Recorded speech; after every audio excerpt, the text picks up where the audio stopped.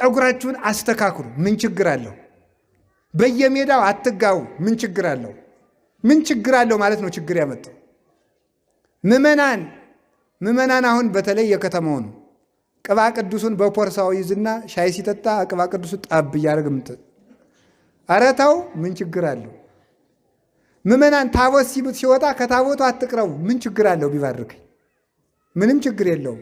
ችግር አለው። ዓለምን ያጠፋ ተዛሬ እስከ ዛሬ ድረስ ምን ችግር አለው? አጠፉ፣ የእግዚአብሔርን በሉት። ታው ስርዓት አጓላችሁ ቅዳሴ አትግቡ፣ ምን ችግር አለው? ችግር መጣ እንጂ ምን ችግር አለው ስንል ኖረን ማለት። መግባት በማትችሉበት ጊዜ ቤተ ክርስቲያን አትግቡ፣ ምን ችግር አለው? የከተማ ሰባኪ ደግሞ ምን ይላል?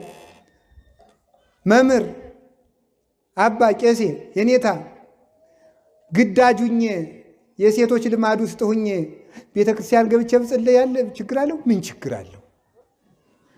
ኧረ ተው፣ ችግር አለው። ችግር አለው ነው የምላችሁ ማለት ነው። ካህናት ዲያቆናት ቅዳሴ ቀድሳችሁ ኋላ እጃችሁን አትታጠቡ፣ ምን ችግር አለው?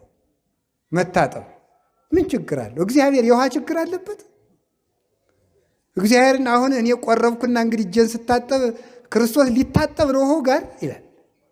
ለዚህማ ሊቅ ነው፣ ሌላ ያውንለትም እንጂ ለተንኮል ተመልከቱ። ምንድን ነው የሚለው ኤርምያስ የሚለው ነገር አለ። ለተንኮል ጠቢባን ናቸው የሚላል። ለከይሰ ጠቢባን ሙንቱ፣ ለተንኮል ይራቀቃሉ ያለ። ምን ችግር አለ?